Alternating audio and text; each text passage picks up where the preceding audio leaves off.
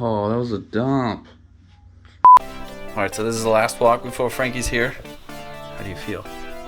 I feel like let's get our walk on. Alright, well, we're going on our last walk.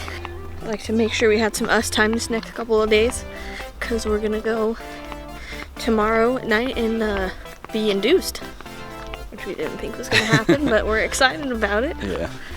Pretty excited about it. So 9 o'clock. A little bit earlier than we thought, potentially.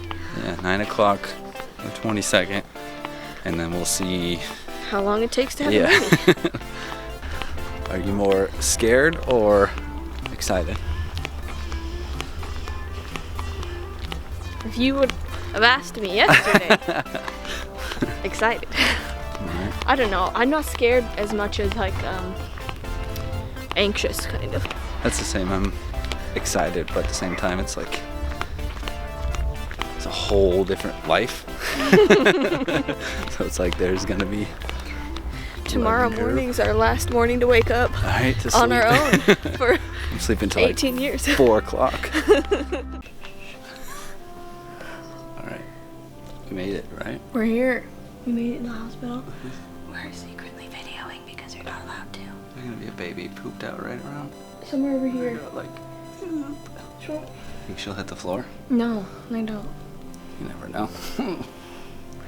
Anyway. See if we get in trouble for filming. Well, we're not gonna tell them we did it. Well, I mean, I'm gonna film more. Chobani strawberry Greek yogurt, yes. Meal prep. Yep. They're gonna think I'm so fat, but I'm really ordering for 2 people. And I'm not talking about me and Frankie. We made it through the first night, though. Yep. Alright. Turn that off and come help me get up. Oh, I think I got syrup on my glasses. Why are you so close to me? Now. Is that better? Am I supposed to say stuff? Yeah. Oh. How's it going? How's it going? I just got an epidural 15 minutes ago. I didn't last as long as I thought I would, but I'm not really mad about it because I feel better. Tell them about your catheter. I have a catheter in. Kyle saw me pee. Then she peed in the catheter. And then I peed in the catheter. Yep. So, what, did it get on the doctor? What? Did it seriously? Did it really? She had her gloves on, though. Oh my god. It's hilarious.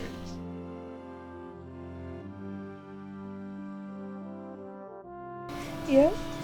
This is Francesca Hazel. She was born April 23rd, 8/15, 8 pounds 2 ounces, and 22 inches long. She's a little chunker. Mm-hmm. And Is there a cone head?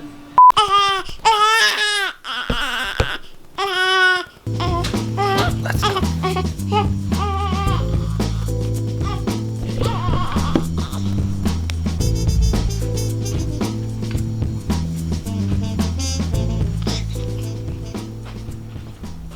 so here are the questions. What were you most scared of for, like the hospital process and stuff? Mostly just your safetyness, and then hers, because it's like we don't know anything about her or what's going on. All we have is like a heartbeat monitor, and even that, it's like anytime it changed, it was like, oh, what does that mean? What does that mean? Mm-hmm. What were you most excited for? I mean, the process. I guess that was also scared of because it was new, but also was excited for it. And do you mean like the experience of it all, or? yeah. Okay, cool. That, and also just finding out how it works. Right. Yeah. Was there anything that was like not expected for your like feelings or what you thought was gonna happen? The parts about like well, like the whole process, pretty much. Most of that was like labor, how that was gonna actually go, like contractions, and understand sort of what my role was gonna be. Yeah. Because it's like, it could be way involved, it could be not involved, it could be, because I didn't know going in. Now I do. Right? And the hardest part, you think, throughout just like the labor and delivery? Really just like the unknown. I think that was to deal with that was still the hardest, because it was like, you know, we got there. It was like one piece, and then it was like, okay, then and being induced. All right. Then contractions started. Then it was 6 hours of, sounded like horribleness from youth, but on my end, I was like, what are the hardest parts of being home so far? making sure we're both rested, because it's easy for me to just like True. take her, whereas you have to, you know, breastfeeding and all that. It's got to be like figuring out a schedule that works, and you got to be, you know, up every time to do that with her. Whereas I got to like fill in the gaps as well. It's not like you get worn down and. It's the other shit that sucks.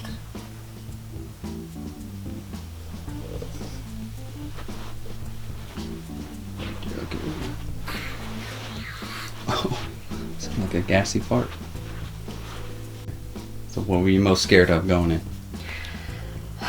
I don't feel like I really had time to get scared, because I was like pretending that it wasn't happening, and I knew I was going to start getting scared as the time really started to creep closer, but then we ended up doing the induction. Oh, yeah. Yeah, being induced. So it just, all of a sudden it was happening, and so I just didn't really have time to be scared. I guess I got a little scared in the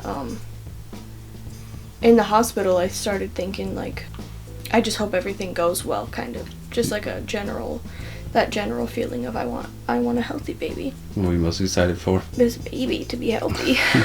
You know, I've only heard bad stories about labors and deliveries and all that. I've only heard, you know, people tell you the war stories and the awful things and the this always hurt and that always felt so uncomfortable. And let me preface by saying I went through 6 hours of labor, like painful labor, before I got an epidural, so I'm not saying it isn't painful. But it just, even during that part, it just felt like exactly what needed to happen. I don't know, everything just kind of happened in a way that ended up being perfect for us, I feel like. Which was weird. I just thought you go in, everything hurts really, really bad, and it hurts really, really worse and worse and worse, and all of a sudden you're giving birth, and that's the most god-awful thing in the world, and then you have a baby, and it feels absolutely amazing and perfect and wonderful. And that part was exactly how I thought it would be. It was amazing and perfect and wonderful when she came. But everything else, it was also amazing and perfect and wonderful. And I don't know that anybody else kind of felt that from me, because I was like not necessarily quiet during my contractions, and I went through a pretty damn quick hard labor, so I can't complain about much in that department. But when I started to have those like harder at the end of it contractions where you're not pushing yet, that got hard. Pushing was easy. It almost felt amazing too. It was like, man, I have this crazy purpose, and I'm just doing exactly what I need to do right now. It was weird. I also was like mildly high, so you know, it felt great. I don't know, it was weird. Definitely not expected, that's for sure. The hardest part. Shoot, this is the hardest part. And it's also the easiest part. We're really trying to teach her how to sleep in a bassinet, which she doesn't like. She likes to kind of be cocooned a little more, and we're still learning how to swaddle. So she still has those jerky motions that wake her up, and so we're trying to do that, but when she's quietly laying in the bassinet and we're both trying to sleep next to her, it's kind of hard for me because I keep having to check on her, and you know, all my instincts are shouting at me to keep an eye on her, and I know I need to get the rest and that she's safe in there, but what do? I'll get there. a lot of it is a lot easier than I thought, and I don't know if that's just because Kyle's really taking the brunt of a lot of it. He's just really letting me focus on healing and resting and breastfeeding right now. And I've honestly changed 4 diapers, I think, since she was born. He's got the swaddle down like nobody's business, and I'm still struggling. But all of it is a lot easier than I thought it would be. It's still really hard, don't get me wrong, but again, with the effortless, it just seems like it's exactly what we need to do. And I don't know if that's just because Kyle's just like making it happen or not, but either way. With the times going on, the whole quarantine, isolation stuff, it's sort of hard on everyone to, be around, and just everyone's going through something different, and it's really been like a blessing in disguise type thing, where then having her, we didn't have to necessarily worry about going back to a job just yet, and so that's been good because it's easier because we don't have to worry about getting up, we don't have to worry about losing sleep necessarily as for having to go to a job or anything. It's not that we're not taking it seriously, it's not that we're not we don't know that there's bad things happening out there. It's just that we're seeing the positive. We always try to see the positive side of anything. We both ended up leaving having to leave our jobs and come home within the same week, and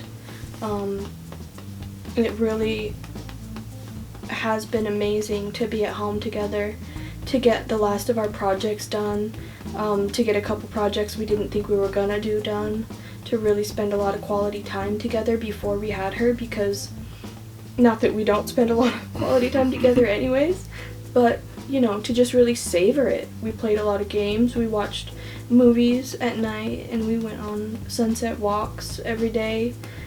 This time now it has been amazing, knowing that I already planned on taking a month off anyways. The pressure is off. It's like, it's just us, and we get to really focus in on doing our best and figuring out how to change our teamwork routine to include being a really good team for Frankie. And so the quarantine actually, helped relieve a lot of stress for us, I think, because once we figured out that, yes, Kyle could be there, which that part of it was very stressful, those 2 weeks where we weren't sure. But once we were, it was relieving, Not that we don't, I really wanted my mom to be there. It's not, I didn't, but that's not what I needed. What I really needed was for Kyle to be there, and only Kyle.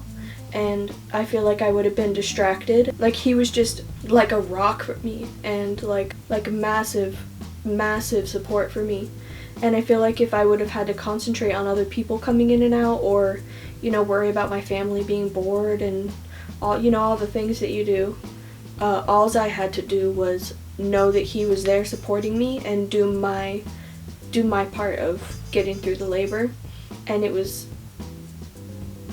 just what we needed without realizing it. Okay. From my perspective, she's the toughest lady out there. Just because I was there and saw it with my own eyes. I'm sure every guy says it, but I couldn't do that. I couldn't fire an 8-pound bowling ball out of there. 8 pounds. We were told she was going to be around 7 pounds. Yeah. What? It was crazy. It was a crazy experience. And, he can say that all day long, but the fact is once you become pregnant, there's no, you gotta do what you gotta do. So, you get through it. You find a way to get through it. And, I got through it because I was supported really well by this guy. Yeah. It was crazy. Earlier, he was talking about how he didn't know what to do. He did. He just didn't realize it. He did. Literally, there wasn't one thing that happened during, I was just going to say during that whole experience, but honestly, throughout the experience to the second that I'm talking right now. He's always been supportive anyways, as a boyfriend and then as a husband.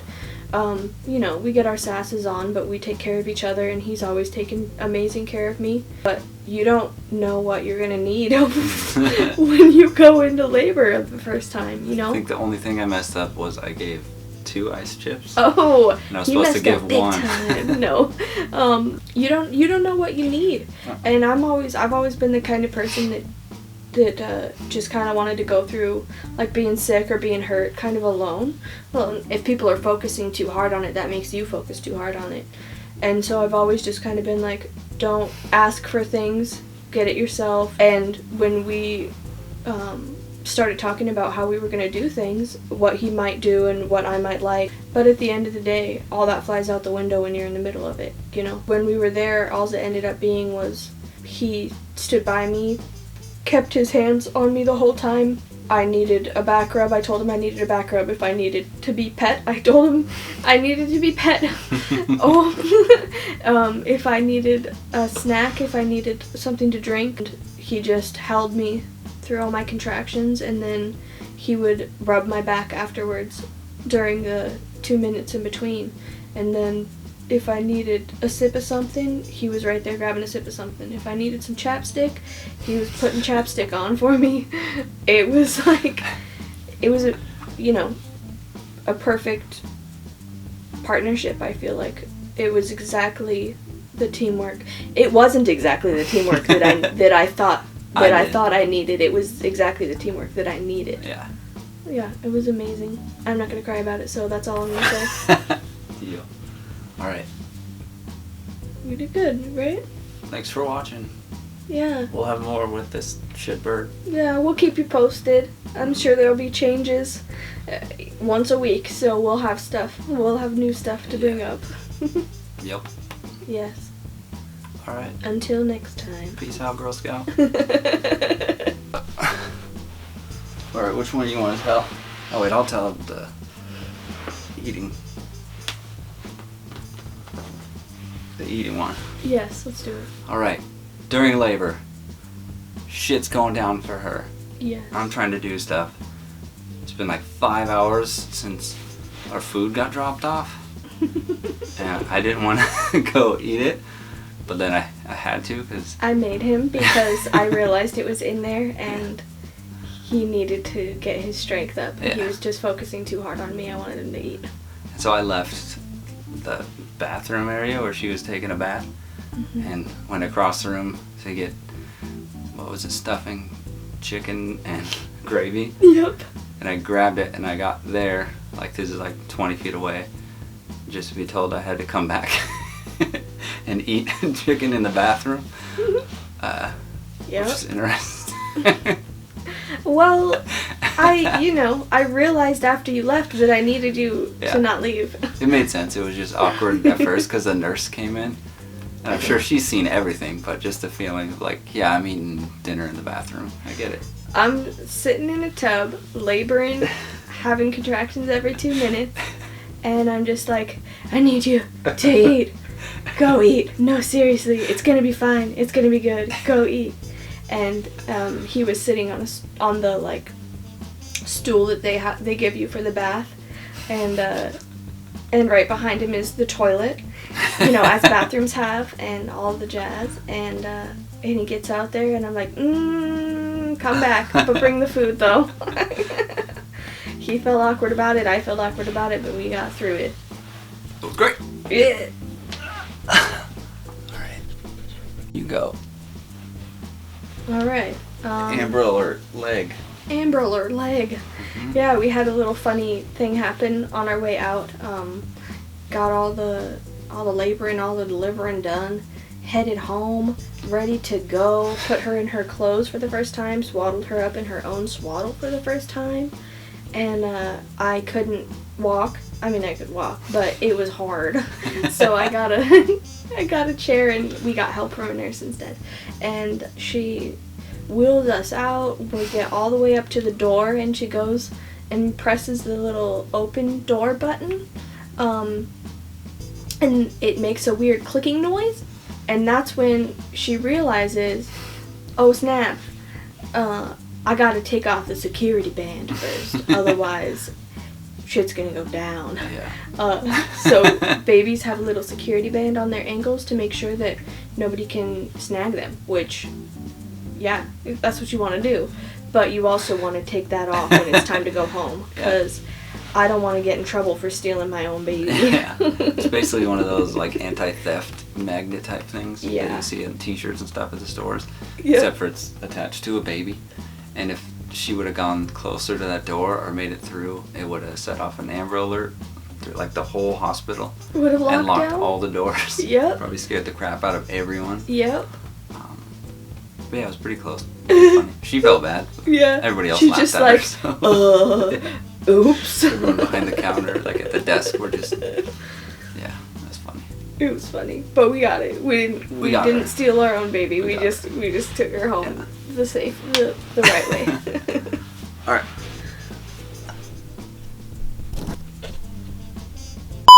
And now I'm like, something's got to go wrong, and I don't know what it's gonna be. Yeah. Where's you want to go? She's just gonna come out and just be like, flirt. So what if she is, right? Is that on? Yeah. You did a good flark. So That was a private conversation. I didn't get the whole. Can't you stay? Hmm? Can't you stay? What do you think? Hmm?